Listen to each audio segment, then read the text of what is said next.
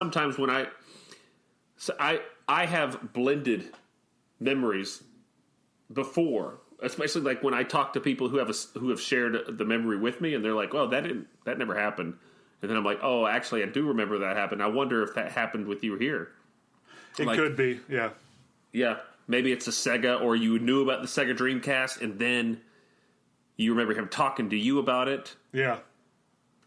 It feels so lifelike. But yeah, I'm sure it is. I'm sure it's just blended. Yeah, I mean, I think I wanted to do the nostalgia just because I think that was a huge part in '98 too, and it always reminds me of just little things like that, especially during that whole chase season as well. Just collecting every Sports Illustrated that I could and holding on to it, collecting every newspaper article that I could and holding on to anything that came up like commercial wise or fast food wise with like McGuire Sosa the Chase kind of thing, that I was on it as well. And it was no matter if it was like McDonald's or Burger King. I think Pizza Hut had stuff that they were doing on it, and Doritos as well. But yeah, it was just like huge. Yeah, that's a really fun way to look at this nostalgia portion. Is it sets the scene in a different way of talking through the personal memory of that time, surrounded by a certain event that was taking place or in the prime during the time of the release, as opposed to an overall sort of historical backdrop. That's really fun. Yeah. And oh baby, am I there? I am in '98 now. I am feeling it. Yeah. I'm watching the game with my mom, reading and smoking a Salem cigarette right now. And then he hits it, and I jump up and I run and write it down in my calendar as if I'm going to forget it happened. Yeah. I threw that calendar. I remember throwing that calendar away. It was when we moved out of one of our older houses, and it was like in the back of my closet. And I said, "Oh, this is 3." And I remember the only reason I remember that calendar is because that was the calendar I wrote that down in, and I remember putting it in the trash. What are you gonna do? Let's get into this movie. I have a few scenes I want to talk about, and Marcus, I'm going to share something with you. So on this Google Doc that I've just shared with you of the big hit, I would like you to read with me the locker room talk they have. Oh, yes. Okay, hold on. I'm opening it now. Because I think on paper it's about the weirdest, funniest dialogue. I mean, it's just so... And imagine everyone's naked as they read it. Just these ripped dudes talking about, well, you'll hear it if you don't remember the first scene. We can just alternate. We don't have to worry about who's who. I'll read the first line. Okay. And then you can read we'll alternate after that, okay? Okay, and this is starting with the you trying to clown me, right? Yep. Okay, I'm ready. Yo, you trying to clown me? I'm serious, dog. I've seen the light. Check out the six-pack. Looking kind of diesel, kid. I get my workout swerve on 6 days a week. You telling me you never jerked your dick in your life until last week? That's bullshit, man. I never needed to. I've been fucking since I was 10. I can relate to that. Cisco, yo! I can't wear green. Clashes with my eyes. Looks good on you, though. Bust a move, man. We're going to be late. Shit. Yo, Vinny, hear the news? This fool claims he don't bone females since he discovered wringing his rag. Is that true? No doubt. No doubt. It's lower maintenance. Mel is like me. He loves to bump bag. If anybody needs to make a switch to straight jacking, it's Mel. Both of them chicken heads is taking my man to the cleaners. Especially Chantel. So it reads like a different language. It's insane. I always thought that the opening scene from the locker room all the way to the big explosion where Mel jumps out is just a really fun introduction to characters, really fun introduction to the tone and action in the film. Oh, it's definitely, like, it sets the stage for, like, okay, this is just out there. These are, and we get everybody's, characteristics and their mannerisms and what they do. And which, it sets the scene beautifully, and it leads up to, it's a great first half hour of fucking movie, man. It's so fun. Yeah. It's nonstop moving. It's like, after this, we basically get a farce. with the body and the kidnapped girl coming over to Melvin's house. That happens later, but it's just this movie has so much in it that they try to make into one movie. But I think they're the master filmmaker, and I think where a lot of the Hong Kong stuff comes in is right here. Oh yeah, the gunfights, everything very John Woo-ish, especially when he drops and his body is on the rail and he's rolling down and he's rolling down shooting. Yeah. Oh, that's give great. it to me all day. Yeah. And we get to introduce the way Cisco is, and lets Mel do all the work. Mel kills 20 people by himself. And then I always thought it was hilarious. I remember seeing this the first time and just laughing my ass off when Lou Diamond Phillips' character and Antonio Sabato come in and just start shooting at and just and very like, into it, like it's just yeah. He's like, now that's how you do shit. Yeah, man, we fucked him up. Oh man, it holds up so well. And then we get to see these girls who have been kidnapped for the human slave trade.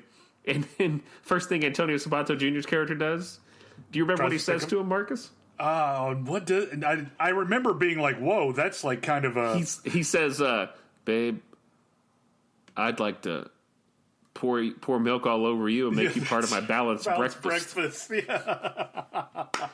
And then the girls are like, and then Cisco goes, hey, baby, you got a number for me? And these women have just been kidnapped. Yeah.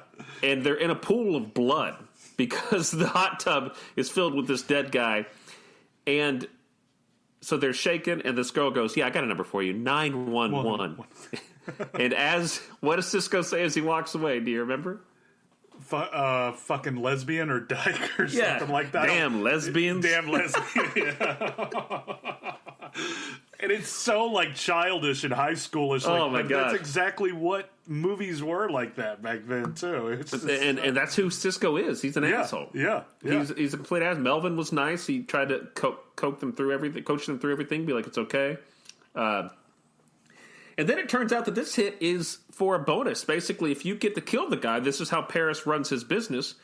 If you kill the main target, you get an extra $25,000 or $2,500 or something like that. Yeah, something like that. Yeah, bonus. It's nice, and I think it's just starting off to where, I mean, I don't want to go too much into it, but I think like I really wish they wouldn't have made Melvin the way he is, like, or at least give me a backstory to why he's like that. And in the original script, there apparently was more. Yeah, and it sort of goes back to he mentions that both of his parents are dead. And apparently in the original script, there was a bit more as to why he wants everyone to like him and why he's such a pushover and things like that. But I agree. You just get this Melvin that's like, yeah, okay. Yeah. But I mean, in a sense, like it plays off well, especially with his family and Christina Applegate and everybody too. And during that, but it's just like you don't get his big reaction and his big come to moment until the very end when he's turning in the movies or going to the video store at the very end. Yeah. But I mean, other than that, it's kind of like I wish that they wouldn't have made him such a pushover. It just kind of seemed a little too dweeby for me, but still, it works in a way. It works. It's balanced as well. I mean, the concept is pretty funny. Oh, what if there's just a pushover guy who can't get anything right and who's really struggling with his life, but he's a really good hitman? Yeah. And that's sort of the whole premise. Oh, and by the way, the premise is that Melvin's a really nice guy. He wants everyone to like him. And he gets roped into a kidnapping gig. Turns out the person who's kidnapping is his boss's daughter. His boss is a ruthless crime lord, and they send a hit out on him instead. That's sort of the long and the short of it, and Melvin's a pushover and wants everyone to like him. Yeah. This opening scene, Mark Whalberg bungee jumps. He break dances. Breakdance shoots, Breakdance shoots. It's like a video game. You get to see night vision and stuff like that. He's great. I'm not sure what they're wearing exactly. It's like they're wearing, I guess it's to prevent blood. It's like leather aprons. It is. It's very weird. Yeah, I didn't know exactly too. But I mean, I completely forgot about how you see like it all in the night vision aspect too, which is fun. That's the very first of it and stuff like that. And yeah, it's the bungee jump scene's really fun. But yeah, I mean, the first part just it's so over the top that it's just like, oh my God, you want more of it too. And I wish they would have given us more hits, but it's so much fun. You don't really get another shot of adrenaline like that until the final fight scene, but in the final chase scene, right? Like once it hits the house, once they come to the house, like then you're like, oh shit, here we go. Yeah. That is sort of the first scene we wanted to talk about. There was also one thing when we cut to the interior of the big villain's hotel room suite, you get to see all of his guys pulling guns out. Like all of his security, one guy somebody hands him a pistol, and he sits down immediately and just starts practicing aiming. It's like, what a bunch of what is this? Did they just get there? Yeah. Why are they all just now loading up in a room, and why does he sit down? Yeah. What a terrible hire. Maybe you shoot better. Maybe you have better aim in the prone position, the seated position. Yeah. Maybe you're a little steady. You know what you're good at. You know that your arms get a little tired up in the air. I mean, I guess they're like, yeah, this is an easy day. No one's going to come after this human trafficker. You got to think, like, setting up human trafficking in this hotel, like, you would think just make it, have your own place or something like that, too. Yeah, go to a big mansion. And these girls, just some penthouse. Yeah, and these girls are just definitely total 10s too. I mean, they're beautiful women, but it's like usually you would. I wonder where, if you see like Taken or something, you see like younger women, high school, just out of high school. But these are like older. They look older to me. 25, 28-year-old women. Yeah, where did you traffic these from? Yeah, just picked them up from some brunch place. It looks like. And so for me, like, the main scenes I was going to talk about were the big fight scenes. Is there any scene in the middle that you, like, any of the big non-action scenes that you thought deserved attention? I mean, as far as the non-action scenes, I mean, with Paris and Cisco, that is just a great scene. When he first gets word that that his goddaughter's been kidnapped, the facial expressions on him are so, on Lou Diamond Phillips are so good. On Cisco, are so good. And it's just like you see this like huge room of hitmen, I guess, who are just other hitmen in the group, but who they never get to, but. It's just like this whole scene, like, again, it just shows what Lou Diamond Phillips can do when he's not even saying anything and just until the very end. And it's just like this uncomfortable setting, and he's so good in it. And I love that. May scene. One day we get Lou Diamond Phillips on this show. That scene and there are two other bits I wanted to touch on. I thought it was interesting that this is the second film we've done in which someone's about to commit seppuku but doesn't achieve it. True, yeah.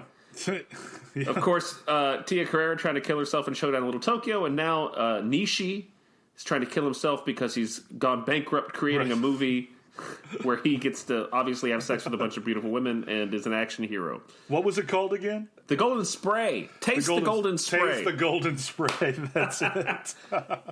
And I guess it's a fun callback. It's completely ridiculous that there would be that he would go broke because he made real gold statues to marketing merchandise for it. Marketing merchandise. And so that's a really fun thing. And the other one, I thought there was some I really liked the two comedy bits of the Trace Buster. Oh, that's a great bit. I thought that's a great bit. Basically, if you don't know, every person who's calling every person has a way to stop someone from tracing them, but there's always another form of technology that is above it, but it has the same name, just more busters after. Yeah. So there's the Trace Buster, but then you can also stop them from tracing you if you have a Trace Buster, but then they might have a Trace Buster. That's the stupidest bit, but it's very funny to me. It was. I don't see how you get through those lines like they did without just cracking up every. And I mean, it's just like if you take Seth Green from Can't Hardly Wait and you put him in this predicament, like it's exactly that's Gump. The Gump character is him to a T. And then I really love the video. I thought the video was probably my favorite bit. The fact that Mark Whalberg is so worried about doing the right thing and he wants this video to